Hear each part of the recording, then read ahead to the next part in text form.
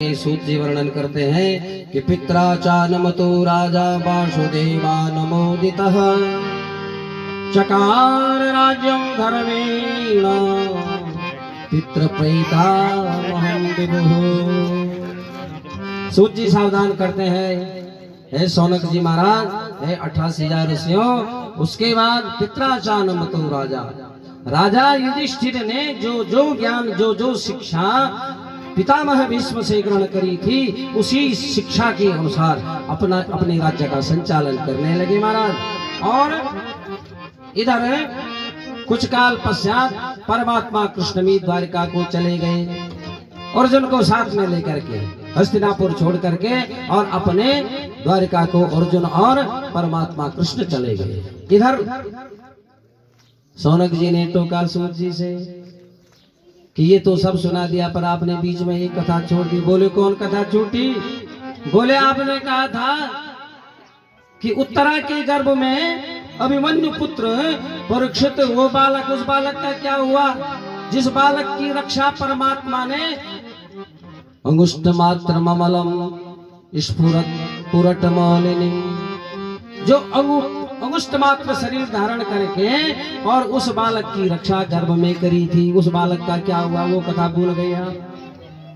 सूत जी बड़े प्रसन्न हुए। जब श्रोता जिज्ञासु होता है तो वक्ता प्रसन्न होता है, और फिर बड़े तन्मयता से कथा होती है महाराज। और श्रोता बिल्कुल प्रमाद में है, श्रोता सोता बन गया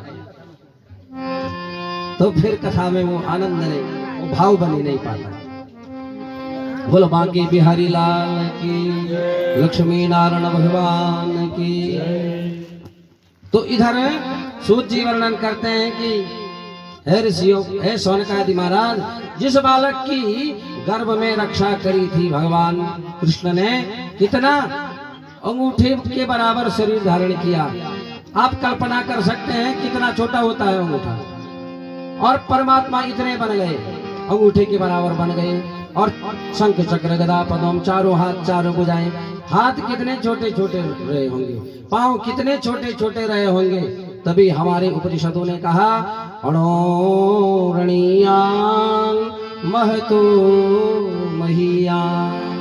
परमात्मा तो अणु परमाणु भी बन सकते हैं, और बड़े से बड़ा भी बन सकते हैं, और छोटे से छोटा भी बन सकते हैं। उनके लिए कुछ भी असमर्थ नहीं महाराज, जो इच्छा वो बन सकते हैं।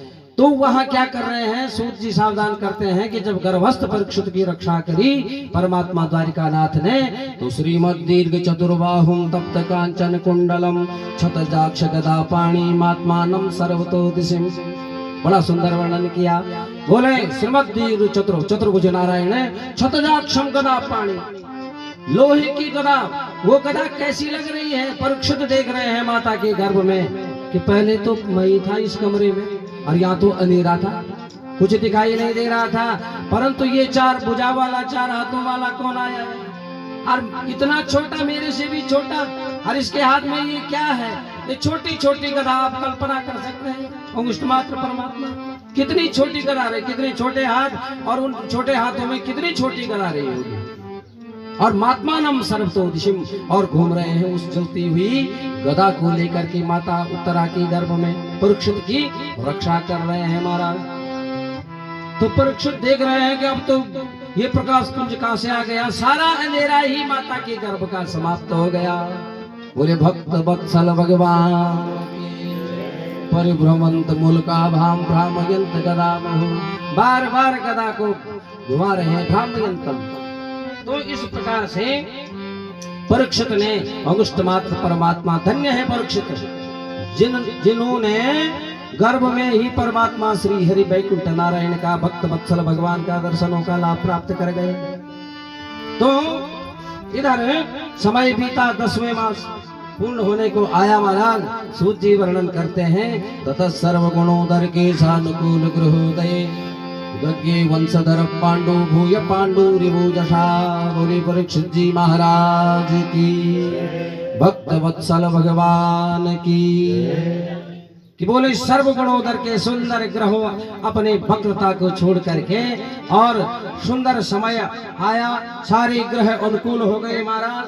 और परीक्षित जी का जन्म कैसे हुआ? बोले भूय पांडु रिभुजसा, मानो साक्षात पुनः पांडु ने जन्म धारण कर दिया हो, पांडु के आकार के, बिल्कुल अपने परदादा के आकार का। बोले रामो दशरथ यथा, जिस प्रकार दशरथ के घर में राजा राम का जन्म हुआ, ठीक उसी प्रकार से हे युधिष्ठिर जी महाराज आपके घर में इस बालक का जन्म हुआ।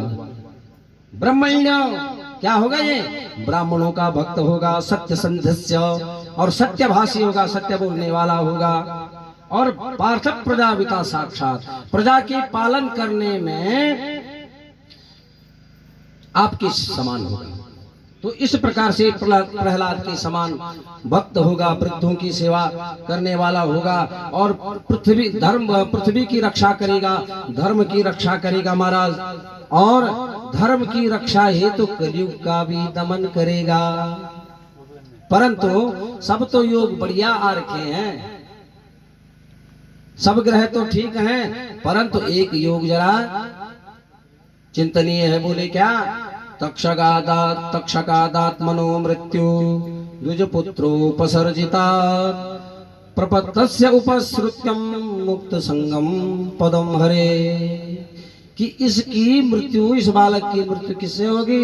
बोले तक्षकादात्मतो मृत्यु, तक्षक नाग के डसने से इसका मरण होगा। इस प्रकार से ज्योतिष शास्त्र के जो विशेषज्ञ ब्राह्मण थे महाराज, भविष्यवाणियां करके और अपने अपने घरों को चले गए। आगे चलकर यही बालक परीक्षित नाम से विख्यात हुआ। बोले परीक्षित जी महाराज की। बोले परीक्षित क्यों पढ़ा? बोले परिता ईक्षिता सा परीक्षिता, परिता ईक्षिता, परित मानी होता है चारों तरफ।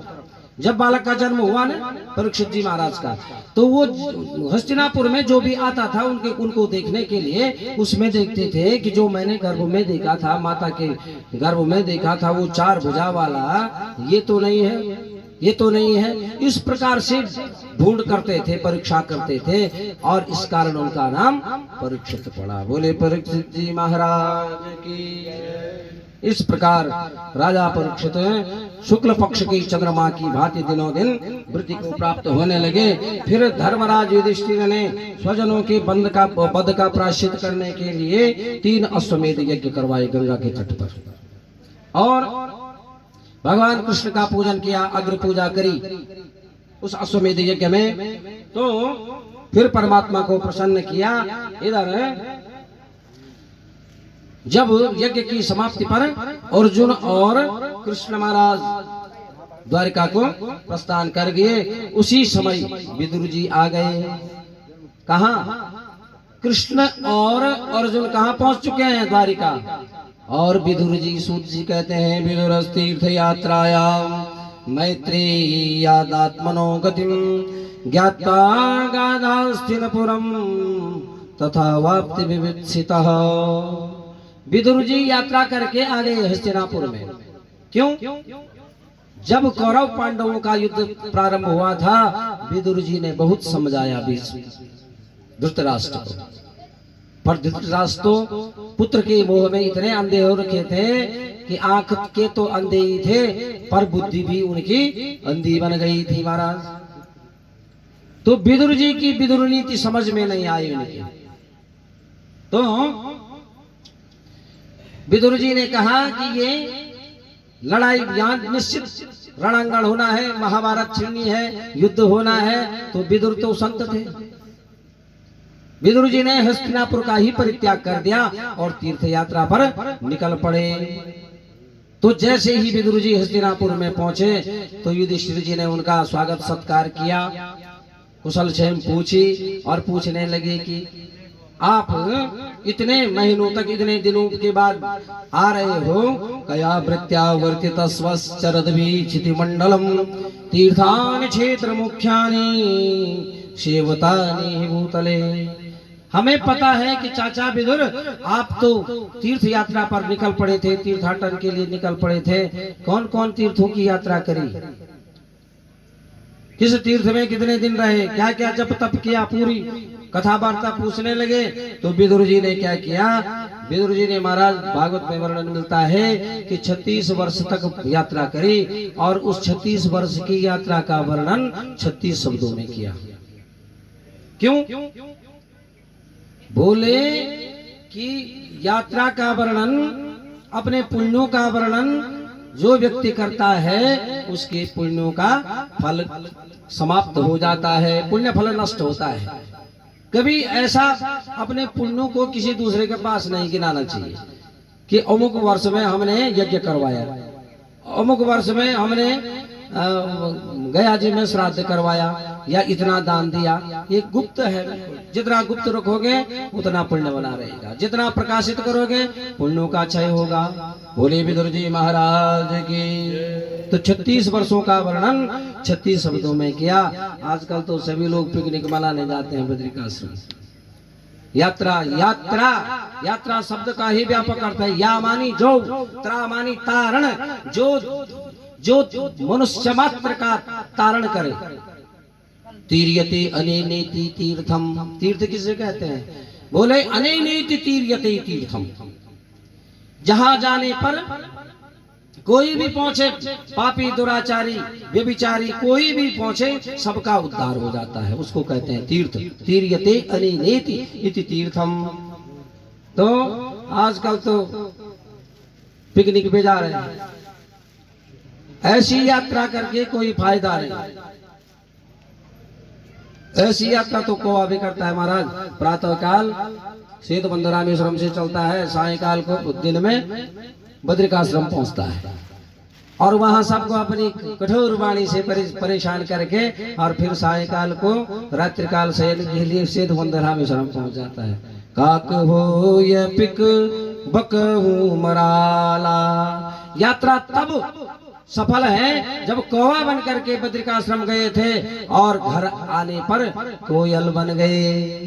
बोले भक्त वत्सल भगवान की, बद्री नारायण भगवान की। अर्जुन कृष्ण के साथ कहाँ जा रखे थे? द्वारिका में। कितने महीने हो चुके? बोले 7 महीने व्यतीत हो चुके हैं, अभी अर्जुन द्वारिका से वापस नहीं लौटे।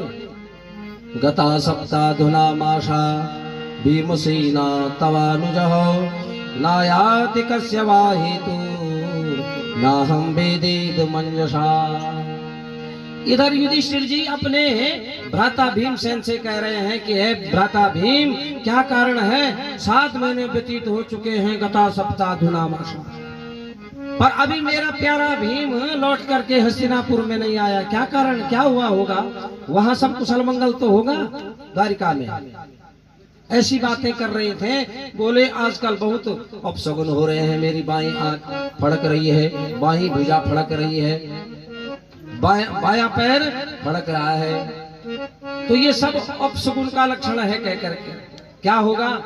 इतना ये चर्चा चल ही रही थी तो तभी महाराज अर्जुन जी पहुंच जाते हैं हस्तिनापुर में। युधिष्ठिर जी को प्रणाम किया। अर्जुन की कांति सारी मलिन हो चुकी और कहते हैं, जैसे ही युधिष्ठिर जी ने कहा कि अर्जुन तुमको क्या हो गया? तुम्हारा मुखमंडल इतना मुरझाया हुआ क्यों? क्या कारण है? क्या तुम्हारे हाथों, तुम्हारे द्वारा कोई कुकर्म तो नहीं हो गया? तो अर्जुन जी रोते रोते रुंधे हुए गले से कह रहे हैं, वंचितो हम महाराज हरिणाम बंध रूपिणाम येन में पहुर्तम तेजम देव विस्मापनम। ये व्राता है धर्मराज युधिष्ठिर जी महाराज, वंचितो हम महाराजा हरिणाम बंध रूपिणाम। उस जो हमारे भाई के समान जो परमात्मा कृष्ण हमारे साथ रहते थे, हमारा साथ दिया, अनेक उपकार है, हम उनके ऋणी हैं। वो आज इस धराधाम को परित्याग करके और अपने वैकुंठ को चले गए और मैं अब जाना परमात्मा के उपकारों का वर्णन करने लगे। बोले परमात्मा कृष्ण ने कभी हमें यह लगने ही नहीं दिया कि वो साक्षात नारायण है, वैकुंठाधिपति है। कभी लगने ही नहीं दिया। इतना समय रहे हमारे साथ। कभी वो क्या करते थे, मेरा रथ चलाते थे, कभी घोड़ों की मालिश करते थे महाराज, तो कभी लगा ही नहीं। कभी हमारे दूत बन जाते थे, कभी हमको लगा ही नहीं कि ये भगवान है। अब लगा, क्यों? जब परमात्मा से विहीन हो गए हम, परमात्मा पहुंच गए अपने बैकुंठ। और हम अभी हस्तिनापुर में हैं कि जब परमात्मा चले गए तो उनकी जो 16,108 रानियां थी, उनकी रक्षा का भार मेरे ऊपर छोड़ रखा था। तो मैं उन सब रानियों को अपने संरक्षण में हस्तिनापुर में ला रहा था महाराज। रास्ते में भील आ गई और भीलों और मुझ में भयंकर युद्ध होने लगा। तो क्या हुआ, परमात्मा कृष्ण मेरे साथ नहीं थे तो मैं भीलों से हार गया। तदवे धनुस्तव सरथो हयास्ते सोहम रथी नृपतयो यत आनमन्ति सर्वं क्षणेन तदभूष तदीश रिक्तम् भस्मन्हुतं कुहकरा तनिमुक्तमुस्या। बोले वही धनुर्धारी अर्जुन में, वही गांडी, वही रथ, वही घोड़े, वही बल मेरा, वही मैं अर्जुन। पर ये गांडी, ये बाण कोई रक्षा नहीं कर पाए उन 16,108 रानियों की। मैं भीलों से पराजित हो गया। अब मुझे पता लग रहा है कि विजय श्री दिलाने वाले कौन थे महाभारत में? परमात्मा कृष्ण थे। हम तो अपने को मान रहे थे। भीम कह रहा था कि मैं नहीं होता तो देखता मैं तुम्हारे कैसे विजय मिलती, सारे कौरवों को तो मैंने मारा। नकुल कह रहे थे कि इतनों को तो मैंने मारा, मेरे कारण विजय हुई। सहदेव कह रहे थे कि मैं नहीं होता तो कैसे जीत पाते। पर अब पता लग रहा है भ्राता कि जीत का कारण विजय श्री दिलाने वाले परमात्मा कृष्ण ही थे। बोले भक्त वत्सल भगवान की। यो भीष्म कर्ण गुण शल्य चमु सुदब्रह राजन्यवर्य रथमंडल मंडितासु अग्रे चरो मम विभोरत यूतपाना मायुर्मनांसि चिदृशा सह ऊर्ज आर्च। बोले अब पता लग रहा है क्या हुआ कि जैसे युद्ध प्रारंभ होना था, युद्ध के अगले दिन पांडवों की सभा बिठाई परमात्मा कृष्ण ने और कहा कि भीमसेन तुम कितने महारथी को, कितने योद्धाओं को मार सकते, अर्जुन तुम कितने को मार सकते और कितने समय में मार देंगे तुम। तो कोई कहने लगा कि मैं 2 दिन में सारे कौरव पक्ष की सेना को, कौरवों को मिटा सकता हूँ। कोई कहने लगा कि मैं 3 दिन में मार सकता हूँ। कोई कहने लगा मैं 1 दिन में मार दूंगा। तो भीम का पौत्र बर्बरीक, जैसे पंडों में तुम बबरी वदन गढ़वा नाम लो, घटोत्कच हिडम्बा, भीम की पत्नी एक राक्षसी हिडम्बा, और हिडम्बा का पुत्र हुआ घटोत्कच, और घटोत्कच का पुत्र हुआ बर्बरी। तो बर्बरी इतना बलशाली था महाराज, इतना बलशाली था, उसने कहा तुम बैठे रहोगे, युद्ध मैं लड़ूंगा। पर मैं लड़ूंगा किससे? मैं तो एक पल में सबको मार सकता हूं। अतुलित बलशाली था कह करके बर्बरी ने कहा पर मेरी एक शर्त है, मैं उस पक्ष से लड़ाई करूंगा, उसके पक्ष में लड़ूंगा जो मुझे दिखाई देगा कि ये हार रहे हैं, उनकी सहायता करूंगा। तो परमात्मा कन्हैया तो क्या है, कृष्ण तो अंतर्यामी है, उन्हें पता था विजय श्री तो पांडवों को मिलनी। और ये बर्बरी देखेगा कि कौरव पक्ष हार रहा है तो ये कौरवों की तरफ से युद्ध करेगा। तो परमात्मा कृष्ण ने अपने सुदर्शन चक्र से बर्बरी का सिर धड़ से अलग कर दिया महाराज। तो और उसके सिर को अमर बना दिया। कृष्ण ने कहा कि क्या इच्छा है तेरी? बोले आपने मुझे मार तो दिया, सिर को अमर बना दिया, परंतु इच्छा तो यही थी कि मैं भी महाभारत का रण देखना चाहता हूँ, महाभारत का युद्ध देखने की इच्छा थी। तो परमात्मा ने कहा कि जाओ वो पर्वत की चोटी पे बैठ जाओ और वहां से कुरुक्षेत्र की युद्ध भूमि को देखना। तो जब युद्ध हुआ तो बर्बरीक भी युद्ध को देखता रहा, जैसे हम फिल्म देखते हैं महाराज टीवी पर। तो अंत में जब पांडवों को विजय मिली तो झगड़ा होने लगा। एक ने कहा कि मेरे कारण विजय, दूसरे ने कहा मेरे कारण विजय मिली। तो परमात्मा कृष्ण ने कहा सुनो भाई, वो सिर है बर्बरीक का, उससे पूछो कि विजय कैसे प्राप्त हुई। तो बर्बरीक ने कहा कि यो भीष्म कर्ण गुरु शल्य च मूषुदब्रह राजन्यवर्य रथमंडल मंडितासो अग्रे चरो मम विभूरथ यूतपाना मायूर्मनांसि चतुर्षा सह ओजयार्च। बोले न अर्जुन के कारण युद्ध में विजय मिली, न भीम के, न युधिष्ठिर के, न नकुल के, न सहदेव के। मैंने देखा, अपनी आंखों देखी सुना रहा हूँ। पर्वत की चोटी से देखता था मैं युद्ध को। जब अर्जुन युद्ध करते थे तो अर्जुन के रथ के आगे एक चतुर्भुज नारायण की मूर्ति चलती थी, केवल मैं ही देखता था। और या तो अर्जुन, शायद अर्जुन ने देखा होगा, और कोई नहीं देख पाता था उस चतुर्भुज नारायण की मूर्ति को। और जिस योद्धा के साथ अर्जुन युद्ध करते थे, आयुर्मनांसि चतुर्षा सह ओज आर्छत। आर्छत माने हरण करना।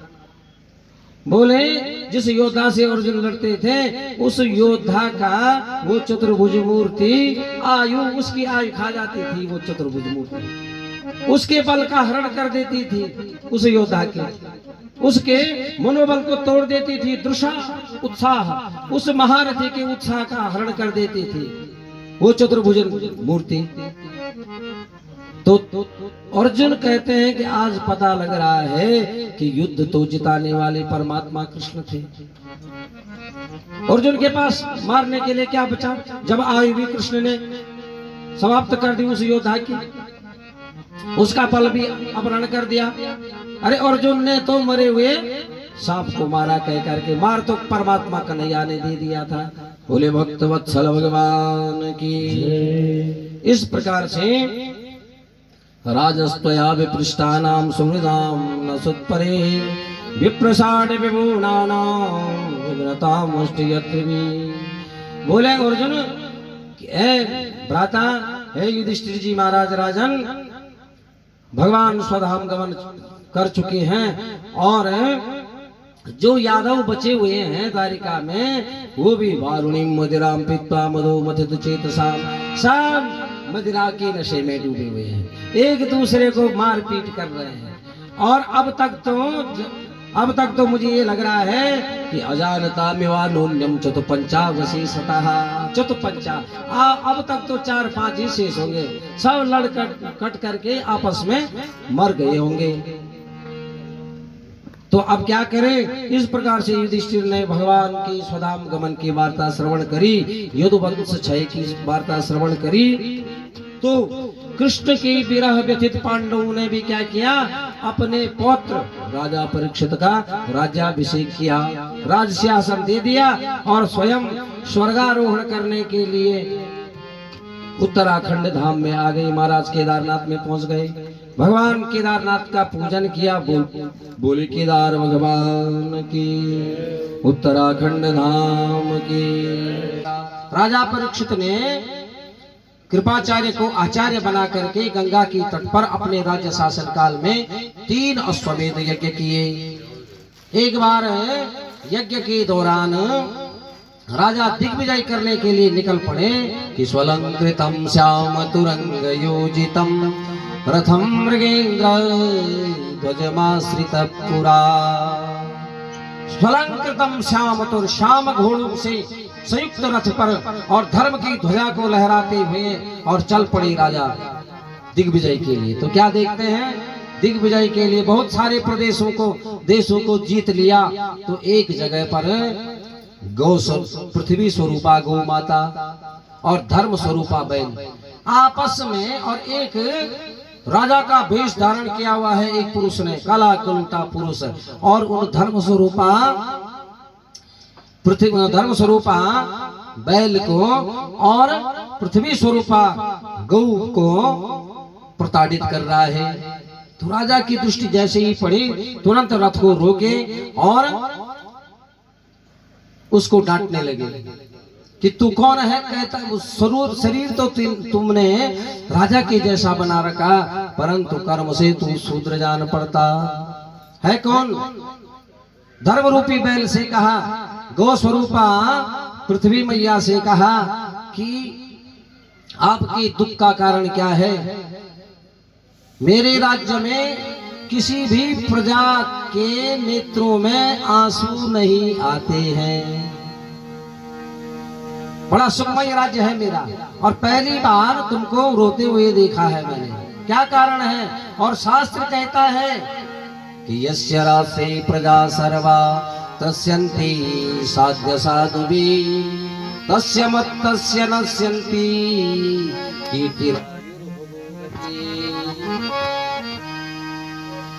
तस्य मत्तस्य नश्यन्ति कीर्तिरायुर्भुगो गति। बोले यस्य राष्ट्रे प्रजा सर्वा त्रस्यन्ति साधु साधुभिः, अंडरलाइन है साधु साधुभिः, सज्जन व्यक्ति।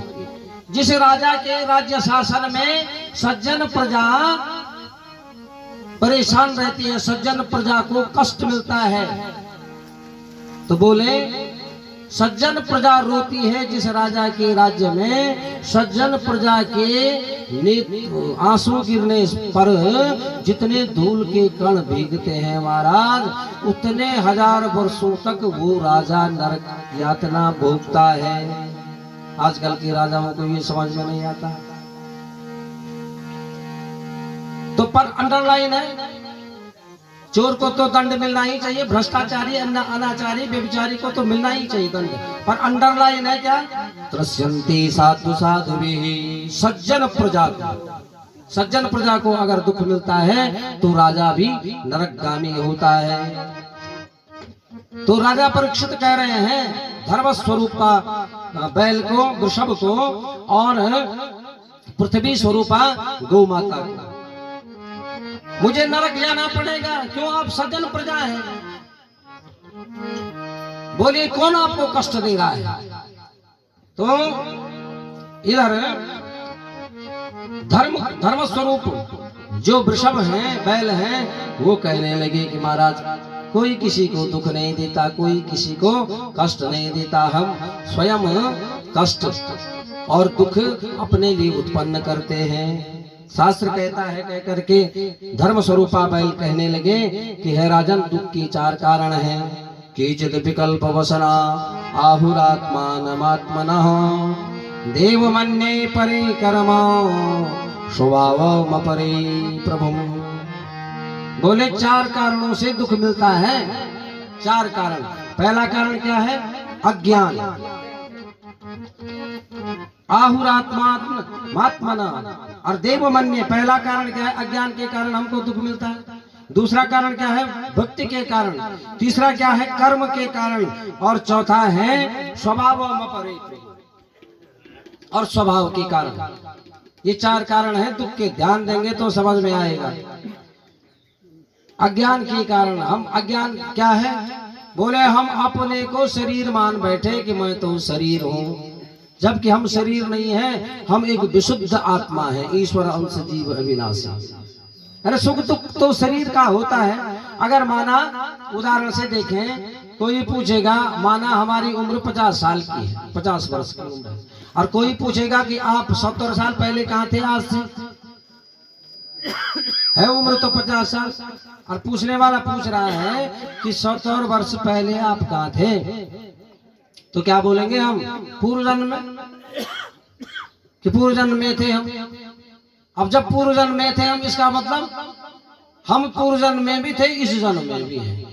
अर्थात हम नहीं मरे, मरा कौन? हमारा शरीर। मरता तो शरीर है महाराज, शरीर मरता है, आत्मा तो अजर और अमर है। तो अज्ञान के कारण, यही तो अज्ञान है, हम अपने को शरीर मान बैठे। शरीर तो जला दिया, दफना दिया गया, तो हम कहाँ हुए नष्ट? हम तो पूर्व जन्म में भी थे, इस जन्म में भी हैं, और इस जन्म का ये शरीर भी नष्ट होगा, दूसरे जन्म में भी जाएंगे, ये क्रम चलता रहेगा। तो आत्मा अजर अमर, और सुख दुख तभी हम मानते हैं कि जब हम अपने को केवल शरीर मानते हैं, जबकि हम एक विशुद्ध आत्मा हैं और आत्मा ईश्वर का अंश। बोली भागवत भगवान की। तो दूसरा कारण क्या है? दुख का।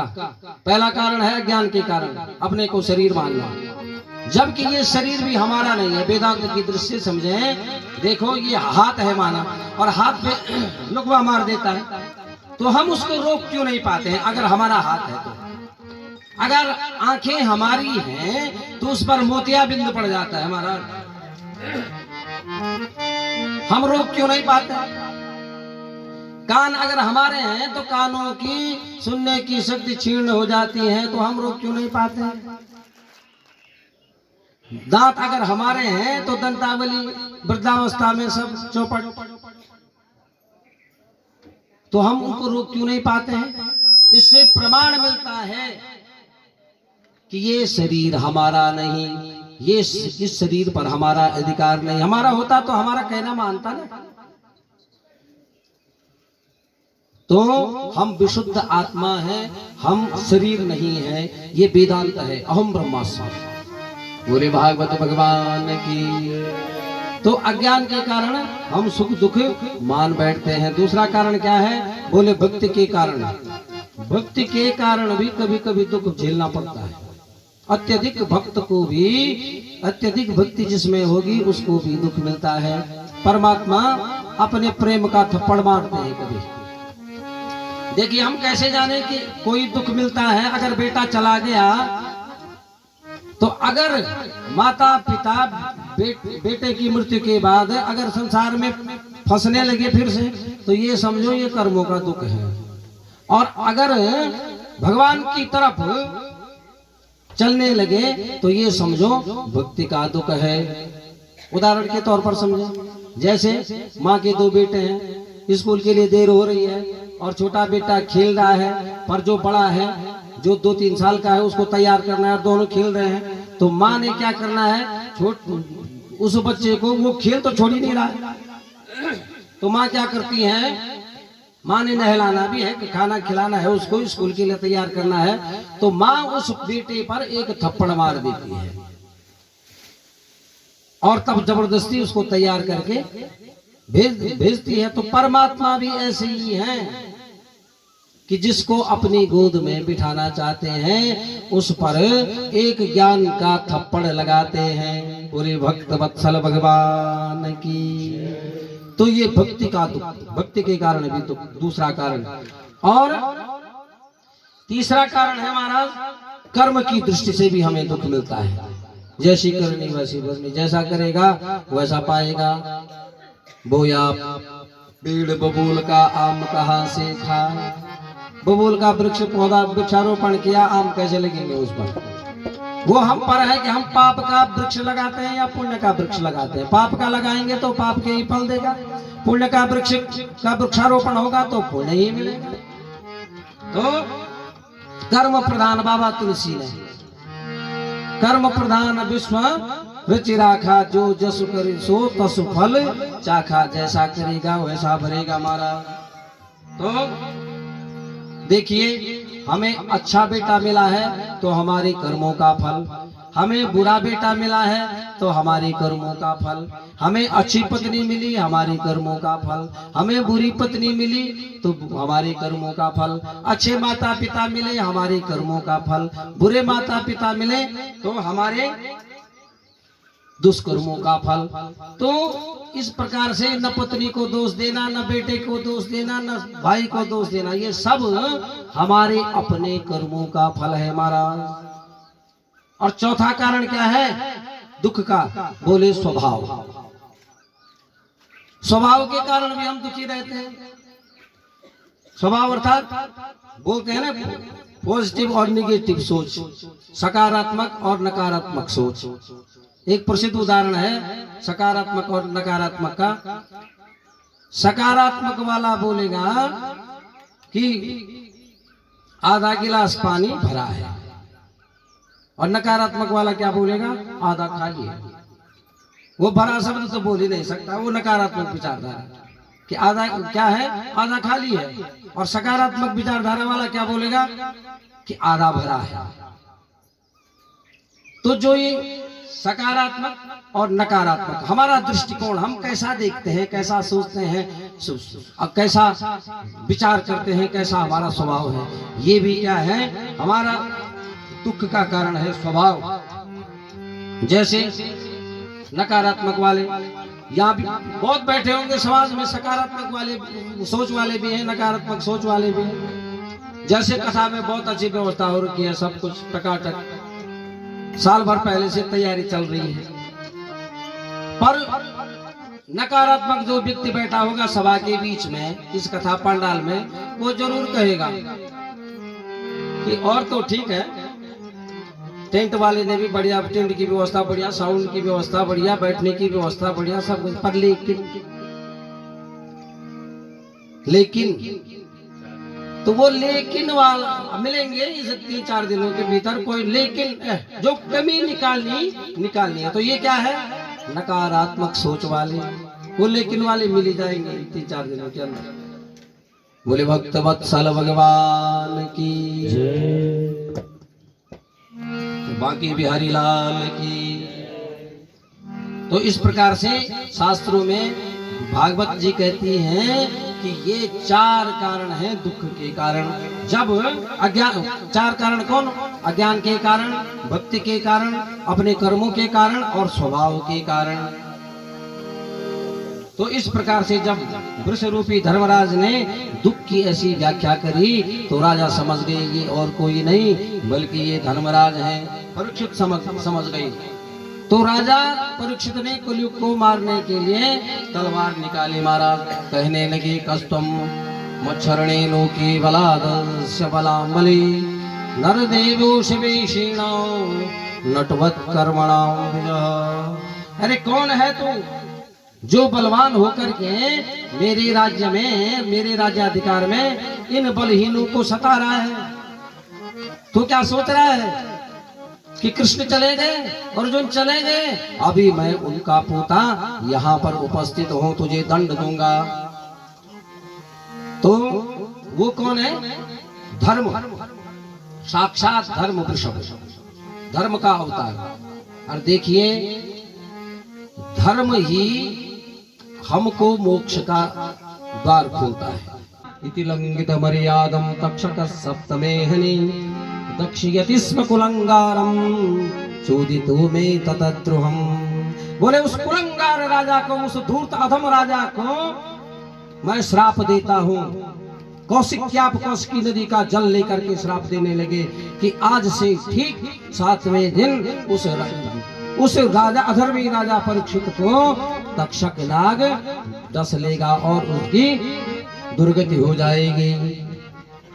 इस प्रकार का शाप दिया और चले आया श्रृंगी ऋषि। श्रृंगी ऋषि चले आए अपने पिता समीक ऋषि के पास। समीक ऋषि ध्यान में बैठे हुए हैं और मुक्त कंठो रुरुदह, वहां पर जैसे पिता के पास आया श्रृंगी ऋषि तो रोने लगे। तो जैसे ही बालक के रोने का शब्द समीक ऋषि के कानों में पड़ा, नेत्र समाधि टूटी। बोले बेटा क्यों रो रहा है, क्या कारण है? बोले सारी कथा पिता सुनाई, ऐसा ऐसा हुआ। तो संत तो महाराज शांत होते हैं। संतों की पहचान कपड़ों से नहीं है, लाल पीले वस्त्रों को संत नहीं कहते हैं। संत कौन है? बोले जो प्रत्येक स्थिति परिस्थिति में शांत है वही संत। लाल पीले कपड़े तो कोई भी पहन सकता है। संत की परीक्षा है सुख दुख में। गीता का सूत्र है कि सुखी दुखी समय कृत्वा लाभा लाभो जया जय हो। जो सुख में भी दुख में भी एक समान, लाभ हो हानि हो एक समान, जय हो पराजय हो एक समान। संत का लक्षण, संत माने जो किसी भी परिस्थिति में, कैसी भी स्थिति परिस्थिति बन जाए पर शांत रहता है। और जो स्थिति परिस्थिति में अशांत रहता है वो क्या है? मनुष्य। और जो शांत रहता है वो है संत। वो बोले भारत माता के संतों की, भागवत भगवान की।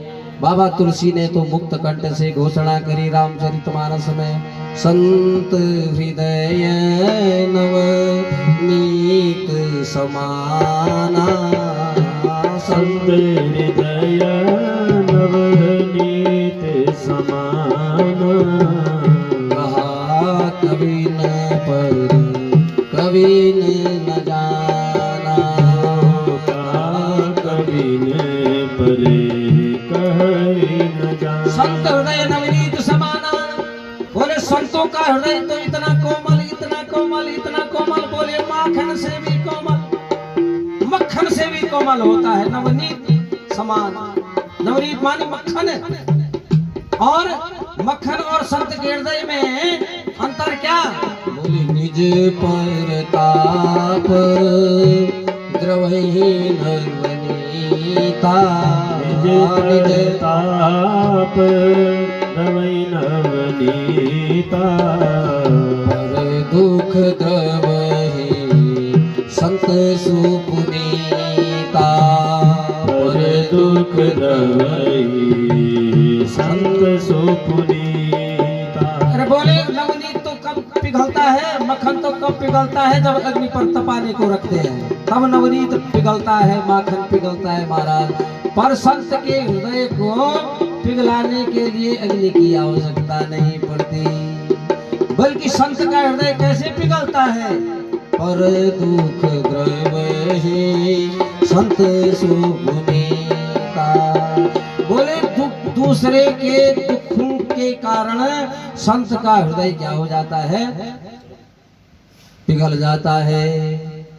और परोपकाराय पुण्याय पापाय परिपीडनम, अष्टादश पुराणेषु व्यासस्य वचनद्वयम्। 18 महापुराण है, 18 उप पुराण है, और इनका सार व्यास जी ने 2 पंक्तियों में रख दिया कि सार पुराणों का सार क्या है?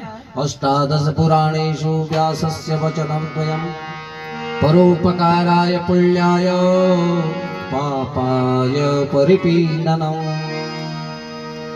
बोले दूसरे की भलाई करना, दूसरे की सहायता करना ही पुण्य है, और दूसरे को सताना, दूसरे को कष्ट देना ही पाप है। बोले महर्षि वेद व्यास जी महाराज की। तो इस प्रकार से संत समीक ऋषि प्रसन्न नहीं हुए कि बेटा श्रृंगी ठीक किया तूने, वो उस राजा को जरूर, हम होते तो ऐसा ही बोलते, उसको तो वो तो श्राप का ही अधिकारी था, श्राप ही ठीक किया तूने, श्राप दे दिया। वो डांट रहे हैं अपने पुत्र को, कह रहे बेटा अपापेषु स्ववृत्तेषु बालेना पक्व बुद्धिना पापम कृतम यद भगवान सर्वात्मा क्षन्तुमर्हसि। बोले अपापेषु स्ववृत्तेषु, अरे वो निष्पाप राजा, कुरुवंश की लाज, कुरुवंश की ध्वजा को फहराने वाला राजा परीक्षित ऐसा धर्मात्मा, और तुमने उस राजा को, अरे बेटा ये अच्छा नहीं किया, उसको श्राप दे दिया। बोले बाले ना अपक्व बुद्धि नाम, अपक्व बुद्धि ना समझ बालक ने है परमात्मा, ऐसा घोर श्राप दे दिया उस सम्राट को, उस धार्मिक सम्राट को। बोले पापम कृतम यद भगवान, हे भगवान जो मेरे पुत्र श्रृंगी के द्वारा ऐसा पाप हुआ श्राप के रूप में, क्षन्तुमर्हसि, क्षमा करना इस बेटे को, क्योंकि ये क्या है, अबोध बालक था, इसलिए श्राप दे दिया। तो ये है संतों का लक्षण महाराज, जो प्रत्येक स्थिति परिस्थिति में शांत रहे। तो इधर सूत जी वर्णन करते हैं, जैसे ये राजा परीक्षित अपने महल में पधारे महाराज, सुवर्ण का मुकुट उतारा, नीचे रखा, तो मुकुट के जरिए कलयुग भी चले गया। अब सद्बुद्धि आ गई, तो सोचने लगे मैंने क्या जघन्य अपराध कर दिया, मेरे हाथों से क्यों ये पाप कर्म हुआ। राजा सोचने लगे कि ओ मया नीच मरार्यवत् कृतम निरागसी मणिगूढ़ तेजसी। अरे मैं संतों का जो तेज है, संतों की जो तपस्या का फल है, ब्रह्म तेज है, मैंने उसको ललकार दिया महाराज। मैंने अच्छा ने अनार्यवत, मैंने अनार्य पुरुषों की भांति ऐसा कुकर्म किया। बोले कि ध्रुवम ततो में कृत देव हेलना दुरत्ययम व्यसनम नाति दीर्घा तदस्तु कामं त्वगनिष्कृताय मे यथा न कुर्यात् पुनरेव मद्धा। बोलो यथा न कुर्यात्, मुझे ऐसा दंड मिलना चाहिए, ऐसा दंड मिलना चाहिए। राजा अपने मन में सोचने लगे, हे परमात्मा मुझे ऐसा दंड प्रदान करना कि मैं कभी भी अग्रिम जन्म जन्मांतरों तक, कल्प कल्पांतरों तक ऐसा पाप कभी भी न करूं। मुझे दंड जरूर मिलना चाहिए और देना है परमात्मा। तभी सुना ऋषि कुमार ने मुझे, किसी से सुना कि ऋषि कुमार ने मुझे श्राप दे दिया है कि 7वें दिन तक्षक नाग आएंगे और आपको डसेंगे, आपकी दुर्गति होगी। राजा प्रसन्न हो गए कि मेरे कर्मों का फल मुझे प्राप्त हो गया।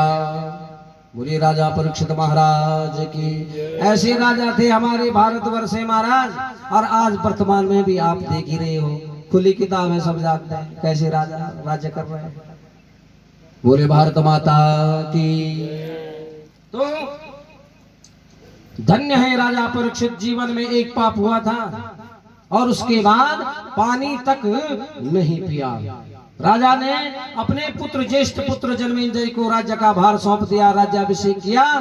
सूत जी वर्णन करते हैं कि इति व्यवच्छिद्य स पांडवेय प्रायोपवेशं प्रतिविष्णुपद्भ्याम् दध्यो मुकुन्दाङ्घ्रिमनन्यभावो मुनिव्रतो मुक्त समस्त संगः। मुनिव्रतो मुक्त समस्त संग, मुनियों का व्रत धारण कर दिया, अर्थात साधुओं का वेश धारण करके और वैराग्य भाव अपना करके सारा राजपाट का परित्याग करके और भगवान विष्णुपद्भ्याम और परमात्मा के चरण कमलों का स्मरण करने लगे और गंगा के तट पर सुखताल में आ गए महाराज मुजफ्फरनगर में। जैसे ही सुना कि भारतवर्ष का राजा परीक्षित, धर्मात्मा राजा, राजपाट छोड़ करके संन्यास धारण कर दिया और वहां पहुंच गए सुखताल में। तो तत्रोपजगमो भुवनम पुनाना महानुभावा मुनयो सशिष्या। सारे ऋषि आ गए। जैसे ही सुना धर्मात्मा राजा परीक्षित गंगा के तट पर पहुंच गए। स्वयं ही तीर्थानि पुनन्ति संत। मैं कह रहा था कि गंगा को, तीर्थों को पवित्र कौन करता है? संत। गंगा को पवित्र कौन करता है? संत। राजा भगीरथ से गंगा मैया ने यही तो कहा था कि भूलोक में आऊंगी, इस धराधाम पर आऊंगी, परंतु सारे कलयुगी जीव मुझे मैले कुचैले कर देंगे, मुझे गंदा नाला बना देंगे, मेरी शुद्धि कौन करेगा? तो गंगा माता, तो राजा भगीरथ ने कहा कि स्वयं ही तीर्थानि पुनन्ति संतः।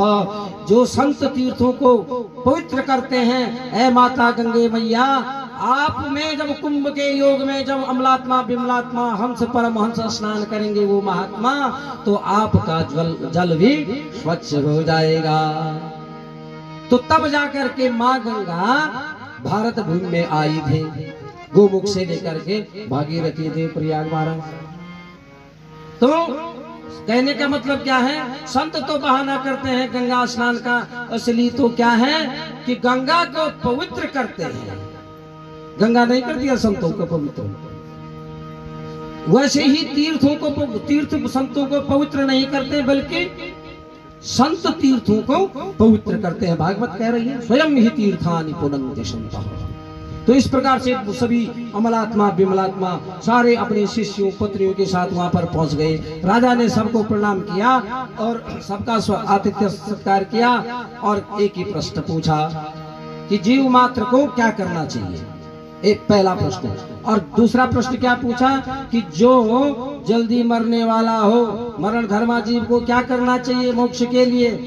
तो महाराज सारे ऋषिगण सोचने लगे कि हम भी मृत्यु से डरते हैं, मृत्यु का समय बड़ा नाजुक होता है। जन्म जन्म मुनि जतन कराही, अंतराम कही आवत नाही। अरे जो ऋषि जन्म जन्मांतरों से, कल्प कल्पांतरों से, युग युगांतरों से राम राम की माला जप रहे थे, मृत्यु जब आई ना मृत्यु देवी, तो राम राम कहना था, मृग मृग बोल पड़े। मृत्यु के भय से। मृत्यु का समय ऐसा विकट होता है, सब सोचने लगे सारे ऋषि क्या उपदेश करें राजा परीक्षित को। तो देखा राजा परीक्षित सोच रहे हैं कि कोई उत्तर नहीं दे रहा है, मेरी दुर्गति के निवारण का उपाय कोई ऋषि, इतने महान ऋषि, इतने विद्वान ऋषि, ब्रह्मवेता ऋषि, वेदज्ञ ऋषि, ये क्या नहीं जानते हैं, पर कोई बोलने के लिए तैयार नहीं। उपाय मेरी दुर्गति को सदगति में बदलने का उपाय कोई नहीं बता रहा है, क्या करूं। अब तो परीक्षित महाराज क्या सोचने लगे मन में, इन ऋषियों का के भरोसे भी नहीं रहना। जिस परमात्मा ने मां उत्तरा के गर्भ में मेरी रक्षा करी, वो परमात्मा ही मेरी रक्षा करेंगे। और राजा परीक्षित राधा रमण को मनाने लगे। बोली राधा रमण भगवान की।